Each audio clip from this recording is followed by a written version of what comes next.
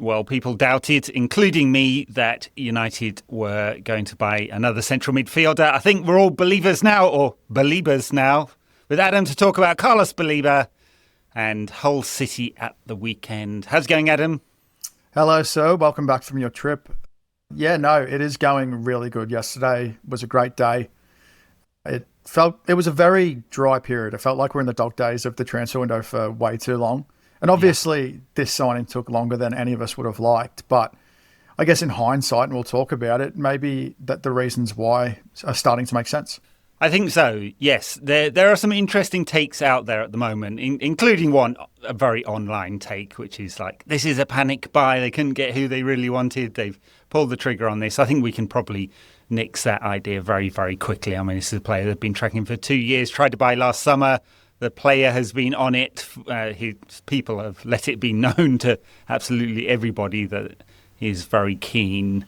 And I suppose having a dog shit season last season has helped take the price down by 40 million or something like that. I mean, I should say, as of recording, it's not done and dusted, but I think United seem to be keeping their powder very, very dry at the moment until it's done, and then Ornstein gets to tweet or something like that. Yeah.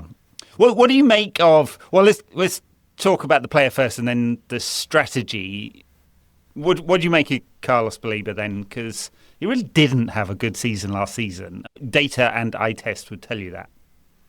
Yeah, I think the thing for me with last season is that he played in a different role to his first season. He played quite deeper. He played as more of a 6, and playing deeper is probably not the best thing for him. He's more of a front foot defending 8.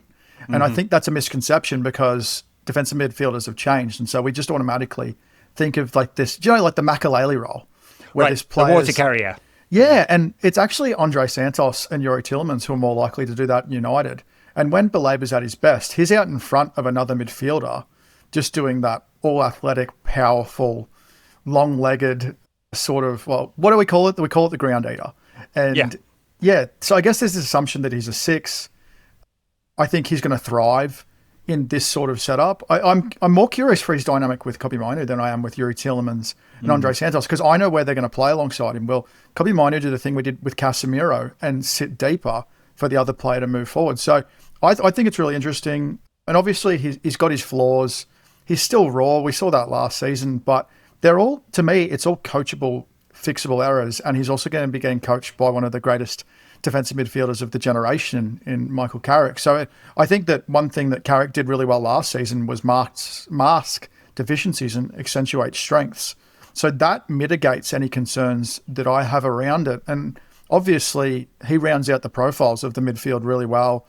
The depth, having 4 top midfielders to rotate beyond the Mason Mounts, the Manuel Ugates, and even Bruno Fernandes, if you need, even though it's pretty clear he's not playing as anything other than a 10 now. It's pretty exciting. How are you feeling about it? What was your sort of instant reaction like? Yeah, well, initially horror, because I just chucked a video out about 10 minutes before the announcement came that was all about midfield strategy and who they should go for. Fortunately, in that video, I did say I think the profile is a ground-eating ball carrier and that Baleba was my man. Very fortunate I said that, because I could have made an absolute tit of myself. Which is, you make content that happens. Anyway, I like the player a lot. I like his profile. I've always liked him.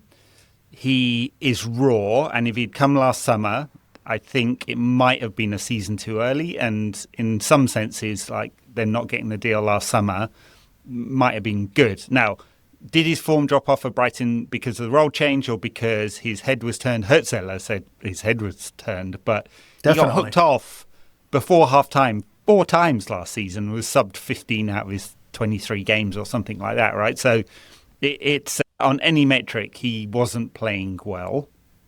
Now, should we be concerned that his form dropped when he wasn't mentally right? I mean, maybe that might be a little question mark. My bigger concern with him in terms of his sort of profile is his passing, which isn't awesome. He's more of a ball carrier than a passer. We do have another ball carrier in Kobbie Mainoo. That will be interesting, having 2 non-passing ball carriers, because Kobbie's passing range is not bad, but he likes to keep it very simple, as has been noted. widely by the snarky data nerds online. You mentioned it earlier. I'm not sure that's a great balance, but I do take your point about Kobe being the deepest in build-up and Baleba being there to counter-press, which is kind of what they were going to do with Manuel Ugarte. It just turned out to be pretty shit at most things and then lost the ground-eating element of his game. So it'll be interesting to see how they deploy him exactly. But just the ability... So the thing I was really concerned about, not only having not enough players, was that there was nobody in the squad that was good at stopping transitions, right? Either on the front foot by counter-pressing or by covering lateral space. It just looked incredibly risky that over and over again United would be hit by transitions. That should solve that problem in games where we think we'll need it. Be interesting what you see. What do you think of the pairings? Because I wouldn't be surprised if we didn't see more Santos, Baleba, Tielemans, Santos, Mainu, right? I know it won't be like that. It's not exactly how you do it, but more of those pairings who are more complementary than some of the other ones. I don't know. What are your thoughts? Well, we've never really been able to say that in midfield we'll have horses for courses, right? Like that's the best thing about it is they're going to be able to do that. The concern with Baleba and Mainu is when you need that player to play the pass out when they're under pressure, and traditionally we've sort of seen Kobe give it to that other central midfielder like Casemiro who can ping it out really quickly because he just hasn't got that skill developed yet. Now, Baleba can do that, but he's super erratic at it. Like he does try. He picks up the ball from between the defenders and tries to spray. And we saw that quite a bit at AFCON actually. But AFCON and the Premier League are two entirely different environments. And I think the pairings-wise, I really like him and Tielemans. I think they complement each other really well because that's exactly what Yuri Tielemans got from Amadou Onana at Aston Villa and Babacar Kamara. So I think that works really well on paper. I think Santos's ability to quickly distribute the ball, like he never hesitates to look forward and pass. I think that's really going to help out. I think they'll have a really good snappy dynamic. I think that pairing will be really good for when they probably need, like that's sort of an away game pairing to me sometimes when you've got a really tough away game, need to maybe be a little bit more physically imposing. Like I hate using the term necessarily, but like sometimes you just need a bastard in midfield. Yeah. Or a bit of mongrel. And I think that pairing is suited to that in a way. And I think, Baleba's 22 years old. He's got a lot of development left to go, but that is something he can do already. And yeah, I think, I'm not sure. How do you feel about the pairings? Yeah, I mean, I think the most awkward fit is Mainu and Baleba. The rest of them all kind of go together. I mean, obviously, Mainu and Tielemans, that would be in games, I don't know, Hull City at home where you expect to have 65% of the ball or more, and you can take a risk. Because we know Kobe likes jawling and makes his data actually on interceptions and jawling is pretty good, right? He just doesn't cover a lot of space typically. He doesn't love being the most defensive player out of possession, right? So I don't think we'll see Mainu and Tielemans all that often. I don't know whether the balance between Mainu and Baleba is quite right, but we'll see. They're both very young. They can both develop. Tielemans and Santos works fine. I think that's a good one. I mean, especially if you really want to quickly transition, because they're both very pass forward to the excellent line breaking passes. And I suppose the reason why I brought combinations up is because it kind of matters, right? If you say, hey, Baleba's not really much of a progressive passer, that doesn't really matter, because if you've got Tielemans and Bruno Fernandes, two of the greatest progressive passers of recent years in the Premier League, who cares, right? He passes it 5 yards to Tielemans and they progress the ball. That's all cool. It's just in some of those games where the combinations aren't quite right, or there's a few injuries. Perhaps we don't have the picks we really want, and over a 50-plus game season, you are going to have 4 or 5 players injured at any one time. Baleba's coming with an injury. He had a few injury niggles last season. Kobe Mainoo's had a history of injuries as well. Tielemans, not a history, but last season missed a lot of games through injury, and so on and so on and so on, right? So it's just inevitable. But anyway, just as a general piece of profiling, what we need, it's great. There are risks associated with it. Of course, he's not a fully rounded out player. It's still a big fee for a player who's not fully rounded out. I mean, we just believe he's got a high ceiling, don't we? and for a player who didn't have a very good season last season, and will look like real tits if it turns out that Brighton actually want 90 million and United back out of it. But anyway, seems at this moment to be done, and I think it's good. Yeah, the other thing about the pairings, right? Do you see Lisandro Martinez being asked to step into midfield a little bit more in build-up play? If you have Baleba and Mainu paired, and Bruno Fernandes isn't always going to be able to drop into midfield to help them out passing-wise. Will more be asked of the centre-backs in that sort of setup. And what you were saying about covering ground, I think one of the weaknesses that we've sort of seen in pre-season is getting in behind the fullbacks. And I think that Baleba and his ability to cover ground really quickly, he's going to be able to cover that. That's really big for Luke Shaw, who can't get up and back. And he's going to play probably a lot, irrespective of a left-back arrival, whoever it is. And because Diogo Dalot likes to be a bit of a marauder, he is going to need a bit of coverage, and Baleba is perfect for that. So I think that's something that is kind of important that we don't have. When you're talking about those transitions, it's all over the park. Well, it's not just in pre-season. Obviously, that was very evident against Milan. It was all last season as well. There's very similar types of goals conceded over and over again. Part of that, of course, is because I don't think we've quite got the pressing right. I'm not as panicked as some people who are being very snarky about it. Sat in a mid-block for 17 games under Michael Carrick. They weren't trying to press. Now, the assumption from everyone is that if you want to be an elite team, you really have to, because you get cheap goals from turnovers and it allows you to compress a game, play a higher line. You can't play a high line and not press, right? You just get played through. So the assumption is that we want to move to high possession, better higher press than we've had. And it's not been very functional. And it was very evident against Milan, where fucking Ruben Amorim's side played around them constantly and then worked the ball through the space between the centre-back and the full-back, right? It's like obvious weaknesses. And if idiots like us online can work that one out, I'm sure all the opposition can work it out, and I'm quite sure that Michael Carrick and his team can work it out as well. So you're right. Baleba solves part of that problem, right? I mean, I guess there's a theory. You mentioned Luke Shaw. He's left-footed. Could he slot in at fullback if we were desperate? I guess so. You wouldn't really want it. It feels, young player, new club, playing in the Champions League for the first time. Wow, that feels like you wouldn't want to have to do that unless it was a desperate and emergency. And I suspect, the smoke signals seem to be that they will buy a left back. It might not be Lewis Hall at £70 million now. It might be a £20 million left back, but they'll buy one. Yeah, they sort of have to. I think that's been pretty clear all along. They're going to have to bring in a left back. I guess ultimately we really don't know. My whole theory with the Lewis Hall thing is I feel like we definitively know if it's not going to happen, but it just doesn't seem to go away.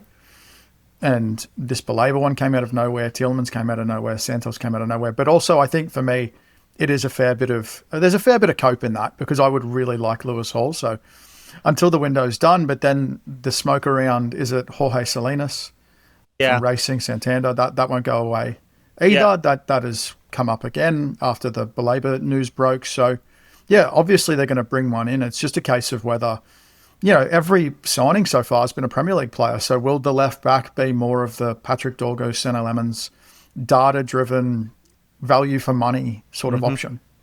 Well, that is Salinas. I'm pretty sure I've never seen him play, so I will be logging into La Liga this weekend to catch a Racing Santander game. They've been very strange, La Liga. They're slow rolling out the games, the fixtures. So they didn't all start all at the same time, so been dribbling them through. It appeared to be to allow the larger clubs an extra week off World Cup stuff, I presume. But yeah, anyway, I will try and ESPN, log in, check out a Racing Santander side, and hopefully he plays and we can have a look at him, if it is to be that one. But I think that's right. I think on strategy, that's right. Let's talk, since I mentioned strategy, let's talk about why it's happened now, because the critique is, hey, why not earlier? He could have come for pre-season. He wasn't at the World Cup. Why is it taken till the 19th of August to make this happen? A week before 2 weeks before the transfer deadline, 4 days before United's first game. Surely they could have done this on June the 1st if they knew this was the man. So why so long? what has happened to change, I'm guessing, United's mind or Brighton's mind about this one, or both? Yeah, I think the injury certainly has an impact. Something Omar Barada said to Andy Mitten in the Inside Carrington interview was they were going to let the market develop and see what opportunities came up. I don't think you could have possibly bought, like with the midfield sales that we'd seen, I don't think you could possibly bought Baleba for less than the other sales that we'd seen earlier in the summer. I think the injury might have changed their thinking. I think United were obviously waiting to see the severity of the injury once that happened too. So, and we don't have that athletic now they tell us piece to know exactly what happened with Aurelien Tchouameni, whether they were waiting on that one with Rodri or whether that one was ever as real as we might have believed it was. And yeah, I think there is a reason it did have to wait. How have you sort of interpreted it? Brighton were a bit intransigent on the fee, I imagine. I mean, normally you get to the end of a window and the price goes up because it's desperation time. Maybe it's his people have made it really clear that they want to go, and they've looked at, well, hang on a minute, if his head was turned, he's not happy, he really wants to go. If we keep him for another year, the price is going to go down. He's going to be an Evan Ferguson that we're loaning out in a year's time. And they wouldn't get the money. And maybe they've had that calculation. They're like, okay, we'll do the deal, right? I don't know about the injury. It's ankle ligaments. It only affects the price if it's so bad that it would like spook United anyway. So I can't imagine that is the issue there. I think it's just about like it's actually turned out that it's helped United that they've left it quite late. That's not normally the case, but I suspect that is now. And Brighton, being Brighton, almost certainly have a player lined up anyway that they're going to use to replace him. Yeah, the other thing for me is I don't think, like much like Brentford with Brian and Mbumo last summer, I think when you're a certain level of club, and this is not to be disparaging, but your model is based upon letting players move when their move comes. And if you ought to hold a player to his contract for 2 years, 2 consecutive summers when he's made it clear he wants to go, that's a really bad message you're sending to agents and their clients. So I think there's an element of that. And also, they run the risk of another second bad season and they don't get this much next summer. Yep. So it could turn into a 45 million pound deal for them. So I think they come out quite good anyway. Obviously, the fee's going to be better than 60 plus 5. It's probably, what do you think? Round out at around 70 probably with the add-ons and everything. Something in that range. In the range we're already in. And so I think that all plays a part. And sorry, I didn't mean to say that the injury played a part in the deal happening now, but maybe the delay in the deal happening sooner was the timing of the injury. Yeah, I think that's fair. And United have got a list of players that they want. It's probably very deep in each position. Strong data department now that they didn't have before. Strong scouting department, clear vision for what they want. Like we can complain about, and I was worried about this. Everyone was worried about this, that the ownership is looking for value. Maybe there isn't value when you're at the top end of the Premier League. No, maybe there just isn't. Maybe you can't moneyball the shit out of this all the time and be smarter than everyone else because everyone's got data, right? Not least Brighton. They've got more data than anyone since they are the only club in the Premier League that actually owns a data company as well and sells it to other football clubs. So I wasn't ever sure that United could really moneyball it. And it may well be that they were being opportunistic with Tielemans because they wanted to get Fernandes. They probably wouldn't have done Fernandes and Tielemans. Profiles are a bit too similar. And they, I'm sure, knew that Tielemans had a release clause. He'll have been on a long list of players they admired. Agent, £35 million release clause, so that's opportunistic. The Andre Santos one, that was a rumour that was going around for a very long time, that they were interested in him, and presumably Chelsea being on the UEFA settlement plan. Everyone knows they've got 100 million net spend at the moment. They've probably got to make a couple £100 million in sales. They've got January to do this as well, but they do have to have some big sales.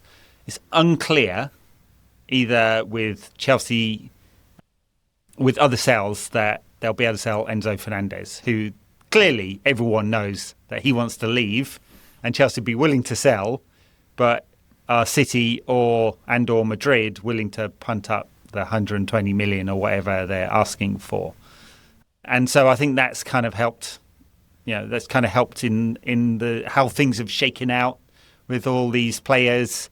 Andre Santos, probably a surprise for United that they managed to get him done after presumably asking for a long time about him. So I was never in the kind of camp that this is Glazer Mark II, where they only spend in non-Champions League years. I don't think that's the point. Like, what is the point? If you are, and this is not me saying, like, I'm a fan of Jim Ratcliffe at all. Just to be clear, I mean, regular listeners won't believe that anyway.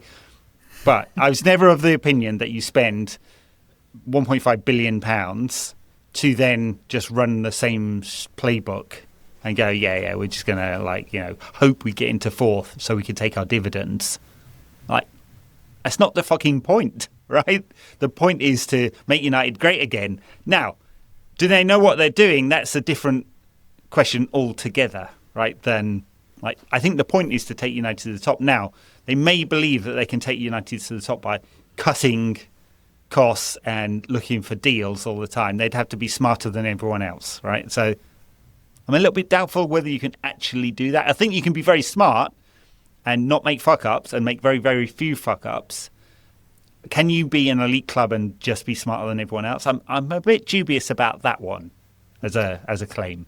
No, I think eventually they're going to have to loosen the purse string somewhat. I just think at the moment their margins are much thinner with the finances, and you and Jamie have talked about this at length now, but I've sort of seen it as every decision they make has a chain reaction onto another. So for this one, they needed to figure out how much they were spending on a third midfielder, which affects how much they can spend on a left back. Yeah. So I think those deals are always sort of going to be in unison, which is probably why it's taken a bit longer at the same time. And so I'm almost wondering, this potentially, provided it becomes official, this is the end of the midfield rebuild. How do you feel about the three players now with the expectations that we had at the start of the summer? I mean, it comes with risks, but it's an 8, 9 out of 10, really. I mean, of course, 10 out of 10 is if they'd got one of those absolutely elite players. Yeah, total premium. Tielemans, who I love because he can pass the ball. He's the best anti-transition footballer on the planet. Right, just kills them, snuffs them out. He's great with his head as well. Doesn't score loads of goals, but he wins loads of duels. Right, and he's got lots of pace, covers ground. He's a unicorn. Right, so I'd have loved him, and he's the kind of player you spend over 100 million. I'm a really big fan of Elliot Anderson. Thought he was utter dog shit at the World Cup. He got a lot of good press, which I couldn't believe because I was like, and actually not entirely his fault because the pairing with Damien Rice, wrong Rice. Declan Rice is not awesome. I don't think they actually, when we're talking about blends of players, I don't think that's a great blend, those two. So I'm not sure I'd want to spend 116 million on Anderson because some risks come there. He actually played slightly further forward for City against Arsenal, more an 8 than a pure 6. Be interesting where they profile him over the course of the season. But you asked about the three. You got a really fine progressive passer in Yuri Tielemans, who actually does a fair bit of duelling as well. You've got the heir apparent to Casemiro in Andre Santos. And I'd say apparent. I mean, of course there are risks there, but he's a very, very good passer. Gets around the pitch. He's busy. He's not a massive ground eater, but he is busy and gets around. He seems to have his head switched on in terms of like reading, playing, getting in the right positions. He's very mature for a young player, so that feels like I liked him before, so it feels like a good deal, that one. And then Baleba, loved the profile, and just that's the riskiest of the three, just because of who he is, where he's coming from, the season he had, all of that kind of stuff. But it's basically an 8 out of 10 in terms of like they spotted the right kind of profiles and they got three pretty good deals, I think. Yeah, I'm an 8 as well. I mean, I think of it it's been interesting seeing them go for what you could perceive as sort of distressed assets because of Tielemans' age, despite the release clause and obviously the injury history. But in terms of being a transitional bridge midfielder, you couldn't have done much better considering his passing profile and what he adds to the team and the creative burden he takes off Bruno Fernandes, his ability to play multitude of roles in midfield. Andre Santos just not able to get the opportunity at Chelsea. And I know people can perceive that the wrong way, but Chelsea have Moises Caicedo, who is like the unicorn that we've been trying to find since we passed on him before he went to Brighton. And then Carlos Baleba as well. Obviously, I understand the risk there. So you leave it at about an 8 because obviously a Tielemans takes that up to a 10. So an 8 is still very good. When you come at it with £150 million thereabouts, depending on what Baleba's fee comes to, it's a pretty good job. I mean, obviously they had to pay Tielemans' fee in one go, so that does stretch the finances a bit, but they would have paid a big upfront fee with another midfield deal anyway. So I guess it doesn't, it all comes out in the wash. But yeah, now I guess the summer's not done. They still need a left back.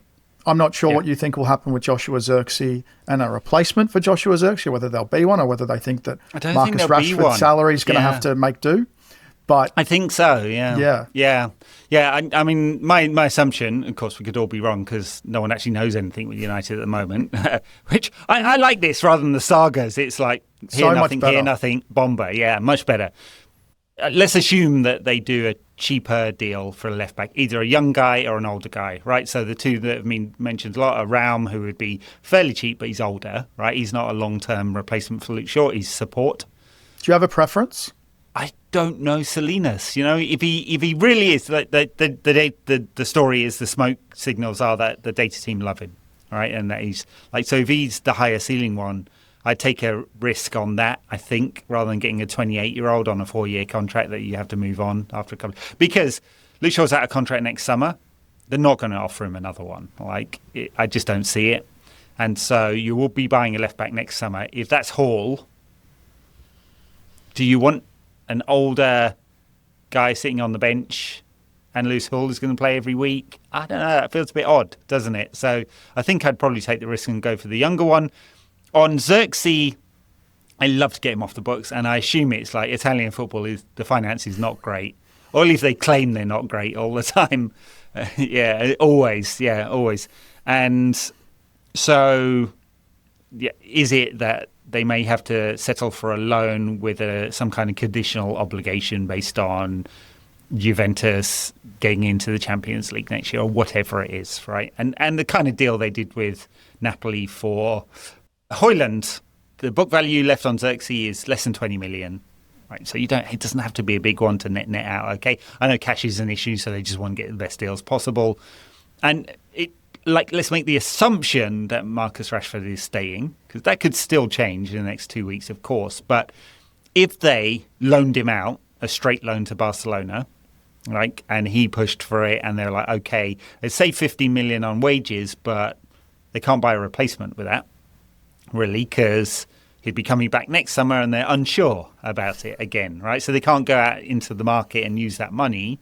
It doesn't buy a particularly expensive player, by the way, £30 million player or something like that on low wages. And so let's assume he's there. I think they'd then think, well, Cunha can play up front and Mbeumo can play up front, Rashford can play up front, that's enough.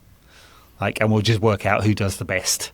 And there's lots of options. I mean, because if you say you're Ahmed Mbeumo, Sesko, Rashford, Cunha, and Shea Lacey, knocking around, that's a lot of firepower, right? You don't need Zirkzee. What's the profile? He's not offering anything, really. Talent, though, he's got. So I think you can let him go quite safely if you've got all of those. You don't have a proper number 9 as a backup, really, but I like the way they've used Mbeumo in the summer. Basically, he's been running the channels. He's getting in behind. I didn't like it when he was coming deep to gather the ball and then try and turn, playing like a back-to-goal number 9. It's it doesn't make any sense to me last season when they used him like that, even if that's how you want to play. What about you? Would you be happy if that's it? If we get a young left-back at 20 million, loan out Zirkzee with some obligation, you can't sell Ugarte. Maybe Harry Amas goes on loan, or maybe sold for a low fee. They lose a few youngsters for bits here and bits there, and some sell-on clauses. Would we be happy enough with that? Yeah, I think if you look at the rest of, we've got 12 days, I think, as it stands, and so if Lewis Hall doesn't push for the move, or if the pushing does no good and the asking price is just too high, if they're asking for 20 million over the record fee for a fullback, then you do have to. You have to cap it and walk away and then try again in a year, much like Baleba. But if you, like you said, if you buy Salinas, I think that makes more sense.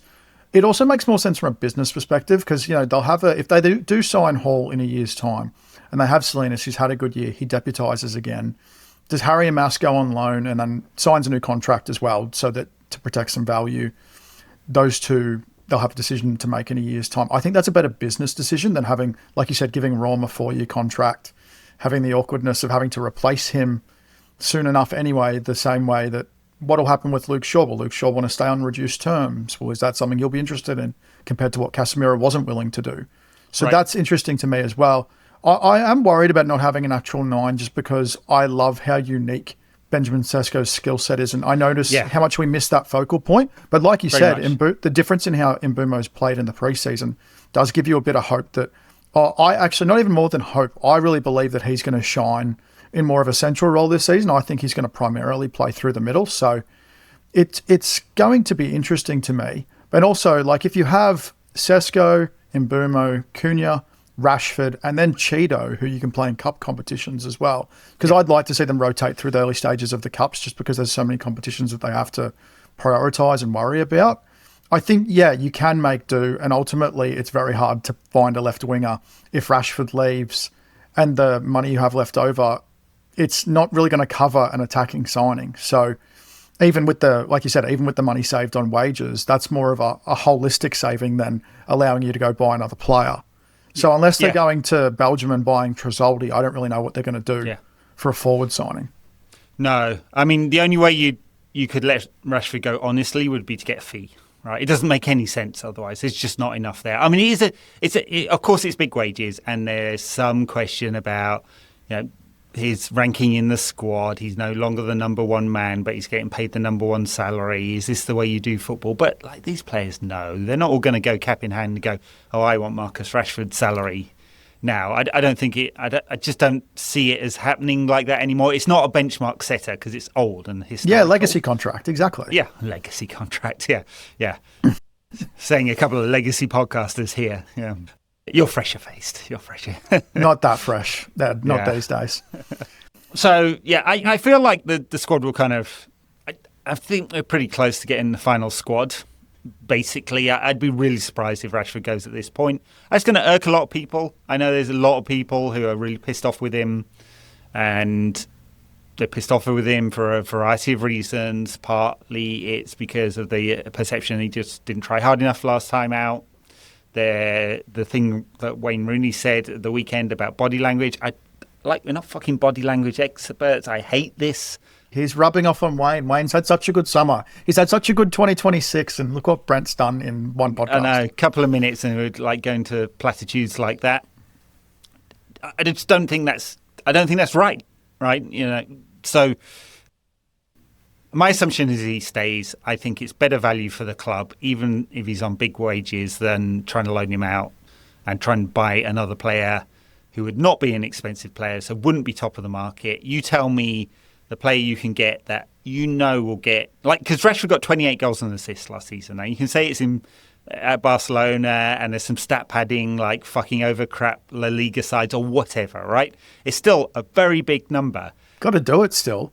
You still got to do it, and I watched a lot of those games. I thought it performed pretty well. It was a bit of a dodgy month in sort of April time, and he screwed up in a big game where he hosted against Atletico Madrid, where he missed a bunch of chances. I don't think that's how you award 4-year contracts. Hansi Flick wants him. The Suits decided to go for a different option, someone on low wages, much younger, bigger sell-on fee, and all of that kind of stuff, right? So. Anyway, he's going to irk a lot of people being at the club, playing for the team. I think a lot of it's down to him. Is he, after 18 months away, is he hungry to achieve something at United anymore? That 2 or 3%, I'm talking in platitudes now, but that little bit that makes a difference. If he is, he offers the United a real weapon there, right? He doesn't drop in between the lines in the way that Cunha does. He is prepared to go either side of a fullback in the way that Cunha doesn't really want to do. He's a ball carrier, not a dribbler necessarily. He is willing to shoot from distance, so is Cunha. But it's just like a different style of player that offers United different options. I like that. If he didn't have all that history and he wasn't on a massive wage, there'd be no stick to beat him with at all, right? You'd just go, yeah, of course you'd like a player like that in your squad. Right, that offers you options.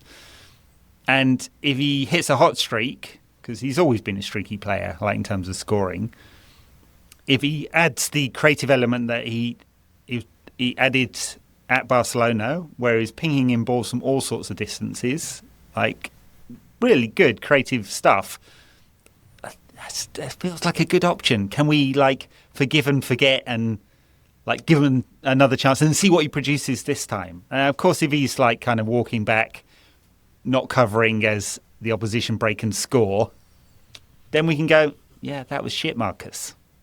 Yeah, I think like much like a fresh shirt number, you've just got to give him a fresh start. If Michael Carrick's happy to have him back, and it doesn't seem at all like he's foisted upon him. Like these two literally played together. Last time Hull were in the Premier League, they started in that game, and I'm pretty sure Harry Maguire was playing for Hull. So it's, I just think you have to get over it. Ultimately, if Carrick can get around it, I just figure I can. And if the fans get behind him and he works hard, and ultimately as well, the other thing that I think about is that he is the exact sort of profile. Like you take away, like you said, you take away all the baggage, you take away the contract. That is the exact profile of player that the attack is missing. So if that's what he provides, and like you said, the creative element he added at Barcelona was really impressive. He was almost a pass-first player. Well, he wasn't almost. He really was a pass-first player because of the other options that they had. That's exactly what we need. So I'm pretty optimistic because I think United's attacking depth is as good as anyone's across England. All right. Well, if there's another Ornstein bomber in the days ahead, we'll jump on here to talk about it again. I think it'll be a little lower profile, but hey, I'd love to be surprised. Let's talk a little bit about Hull at the weekend. Interesting start. I mean, one of the promoted teams. Looking at their business and their squad, they're in deep trouble. Like, they haven't done what Sunderland did last year, or Ipswich and Coventry to an extent are trying to do this summer as well. They bought they spent about 65, 70 million pounds, kind of low profile players, presumably on pretty cheap wages. To me, as it stands, the owners have gone, yeah, we're probably getting relegated. We'll take a punt on a few players and give it a shot, but we're probably going back down. That's what it looks like. Yeah, I mean, they finished the season poorly. They finished sixth. They were miles off the likes of Coventry. I don't think we're talking about teams batting in the same sort of weight class. I think they signed kind of like young, up-and-coming players, the sort of players who'll be happy to go down to the championship. Like my Australian compatriot, Lucas Harrington, is one of their signings. I really like that Lucas Gorner-Darth signing for them for €4 million. I think that's a really nice signing. Yeah, it's like a Moneyball kind of move that you would see made at, I guess, teams in the middle of the table. I probably would have expected more so. But yeah, I think they're a team who's almost building to stabilise, so when they go back down, they're going to be okay and they aren't going to lose lots of players. Yeah. I think they're trying to yo-yo because I think they know they're going down. To me, I think they're in danger of the points record more than they are of staying safe. This isn't your normal like away trip on the first day to a newly promoted team where the fans are going to be really up for it. Don't get me wrong, but they're playing a team that was lucky to get promoted. Harrington's an interesting one. I mean, he's been playing very well in MLS. I mean, he's not been in MLS for that long. At Colorado Rapids, it's an interesting kind of environment for young players to develop because there's much, much less pressure. There's no relegation. Managers tend to stay longer. That gives a bit of stability, and yet there's no relegation, so the pressure's slightly different than the Premier League and the intensity of the Premier League and trying to stay up. So it's an interesting development move for him. I mean, before we came on air, you were saying it doesn't matter whether it's bottom half of the Premier League or fighting in the Championship. It's the stepping stone before a next one. I thought he was very good in the World Cup, to be honest, and he's been good in MLS, which is not a great standard. It's about Championship standard, I think, MLS, with a few kind of ringers like on massive wages here and there who, 36-year-old Thomas Muller, like banging them in every week or whatever, right? Yeah, I mean, marking 38-year-old Robert Lewandowski isn't exactly the toughest thing for a young athlete. Right. I mean, the skill of the player, yes, but the speed of the player, not so much. Yeah, sure.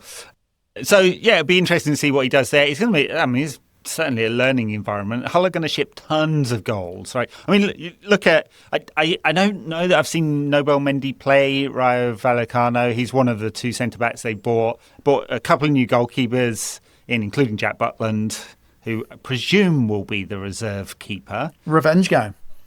Yeah. For former United star Jack Butland. Former United star, yeah. Not starter, but star.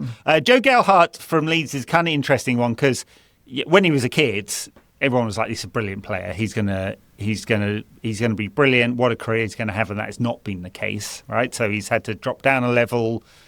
It's a punt, I'd say, on that one from Leeds. You just look through them, and a lot of young players they've bought. Not a lot of experience. They haven't done what I'd kind of been tempted to do advise them, which is like only spend on the best defensive players you could possibly get. They haven't really done that. And so they're going to ship tons of goals. They'll probably ship 2 goals a game on average or something like that. And they're going to get spanked for 6 or 7 a couple of times this season. Yeah, it's like you said, they haven't done that Sunderland method that worked so well, where they spent... And it's hard to thread the needle, right? Like Coventry and Ipswich are taking a massive risk. Like I really think Coventry are going to stay up. I think they're the only promoted team who have a real shot at it. I think they're going to survive, but it's a really tough thing to do. So maybe they're just accepting that it's better off stabilising the ship, not buying players who are going to want to bail in a year's time upon relegation and try and push on again and get promoted with a better side in 2 years. Yeah. Well, the interesting hole because the owners haven't. I've been kind of reluctant to put money into that club as well.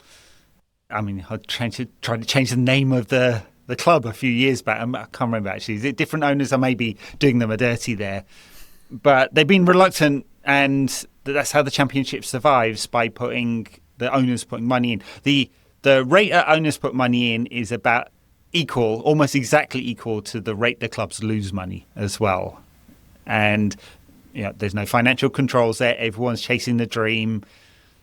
It is interesting. It looks like there's a deal with the Premier League that's going to happen. I'm presuming that's going to come with some very tight financial controls. They do have a kind of form of squad cost ratio as well. It's a little looser. I think it's going to have to be really, really tight, because otherwise what happens is you'll get Championship players on way, way too bigger wages, just way too bigger wages. And they'll continue losing money, and it will be the 7th or 8th best league in Europe. Do we really need that? Does the Championship need to be that? I know you want a balance where the top 3 don't go straight back down all the time, because then it is basically like a closed league. But does the Championship need to be that good, right? Because if you look in all the ELO rankings, like, or any of those rankings, the Championship's really high. It's probably better than the Dutch league. But how do you curtail that, though? Do you mandate that all promoted clubs have to have a certain relegation wage drop in the contracts to offset that, like 50%? Yeah. Like, I don't know how you curtail it, like, because otherwise you've got, like, look at the contracts West Ham have come down with. Like, imagine what Jared Bowen's earning this season compared to the average Championship wage. Yeah. I don't know how you get on top of that with the gap widening, and like it's harder than ever to get promoted and stay up, and teams are taking such a risk to get promoted. It's, like I said before, it's such a tough needle to thread. Well, and part of the reason why it's so difficult is parachute payments are a kind of ugly solution to a real problem, which is you don't want clubs going out of business if they go down, right? So yes, there could be a way of mandating it. The most graceful way would be to have a kind of gradated payments solution between the Championship and the Premier League, right? So that there isn't this massive drop-off. But that would take the bottom third of the Premier League voting. Turkeys don't vote for Christmas. They'd have to vote to get less money, right? And then they'd be going, hang on a minute, we're earning even less as a ratio than the top teams now. But that would create a very graceful glide path and much more competition between the bottom third of the Premier League and the top third of the Championship, that kind of thing, financial competition, I mean. So I don't think that can be done. So parachute payments are kind of the best of a lot of bad solutions here.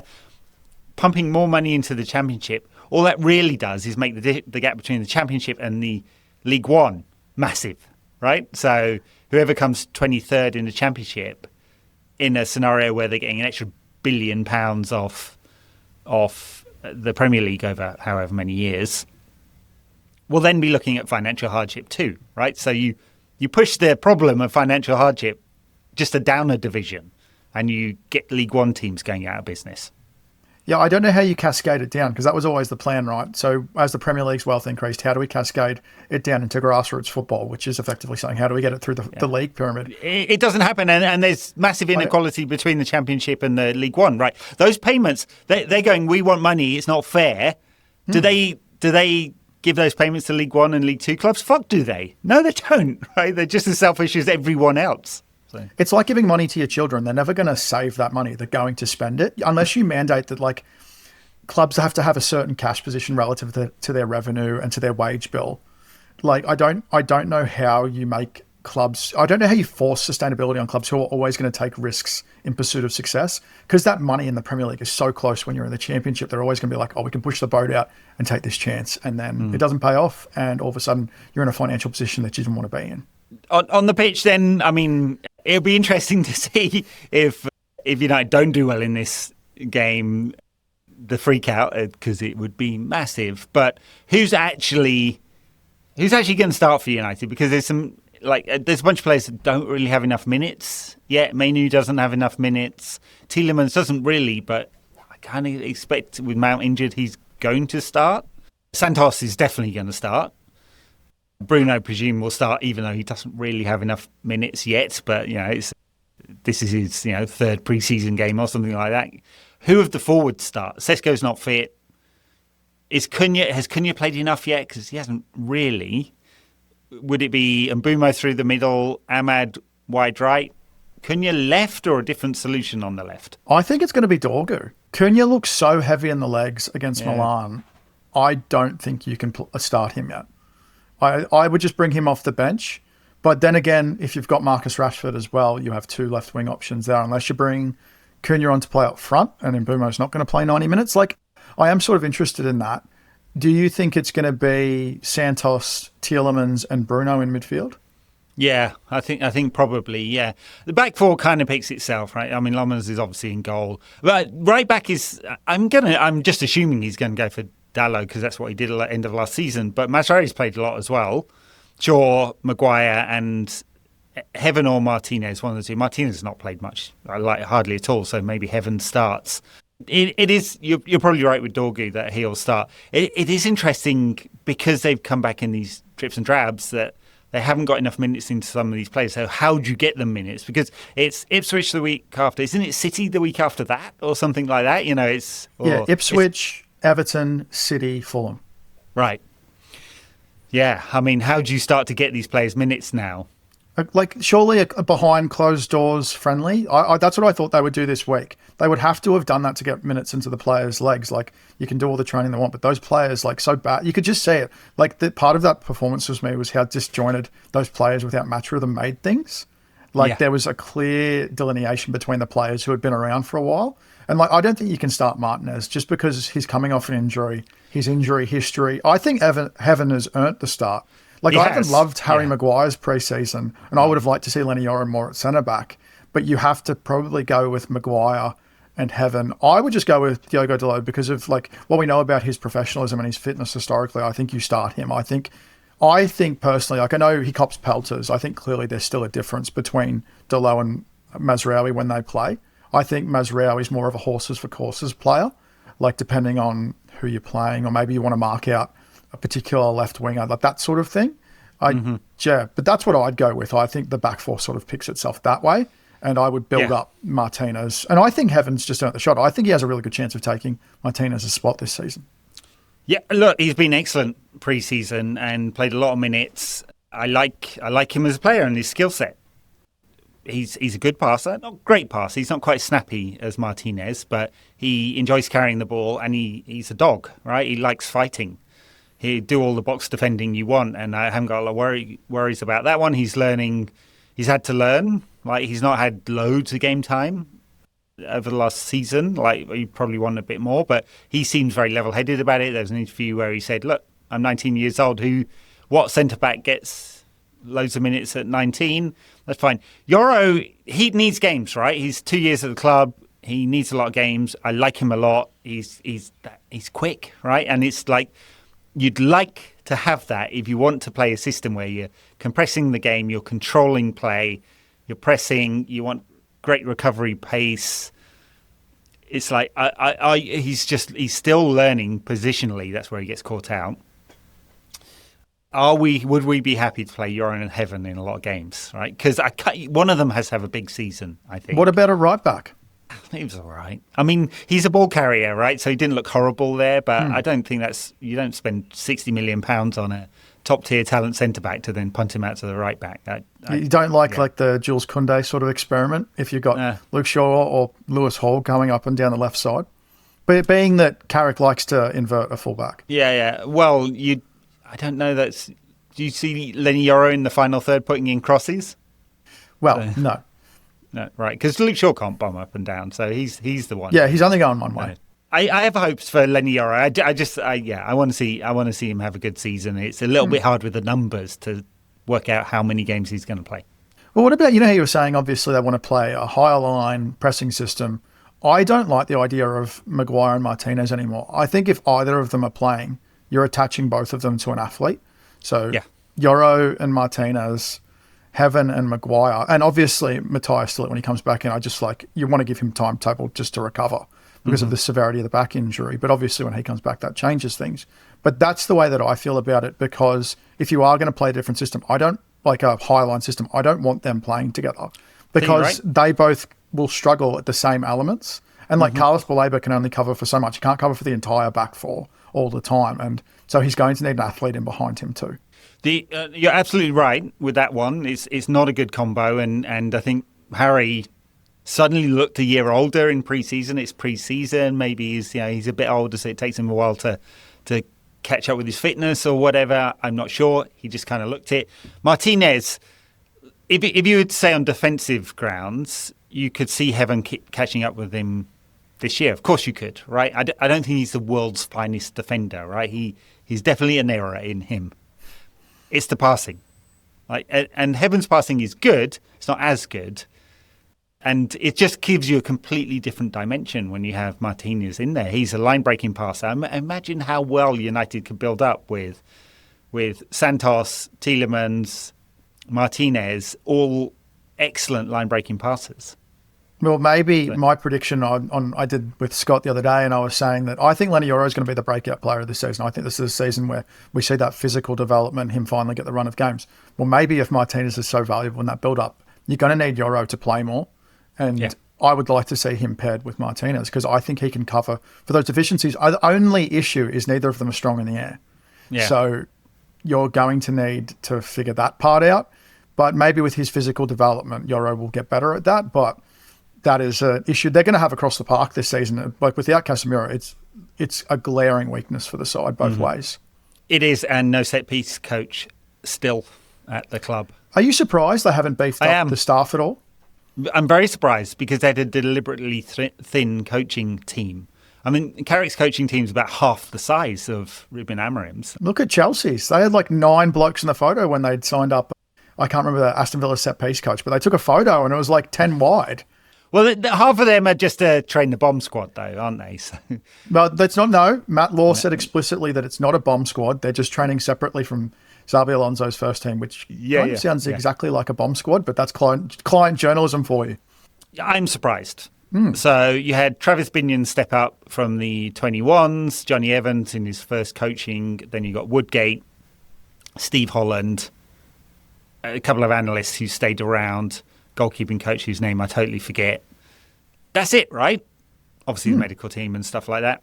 And the data analyst who figured out the set piece, I can't remember his name. Yeah. But he's not an actual set piece coach.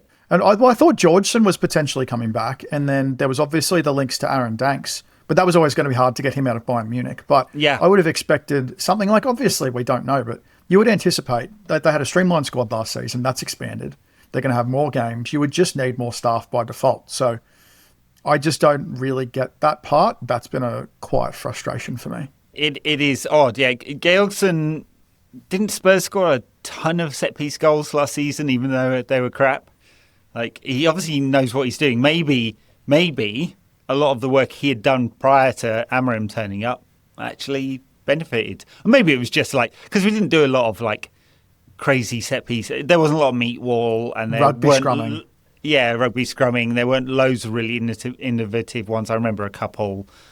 a lot of it was just Bruno's delivery, Casemiro's big head, basically. Yeah, I would never forget his crazy ability just to get where the ball is. Yeah, Just people should be watching tapes. He anticipation. just knew where to go, right? It's not just you can leap high, it's he knew where the ball was. All right, I guess we'll leave it there. So Hull 0, United 6 at the weekend.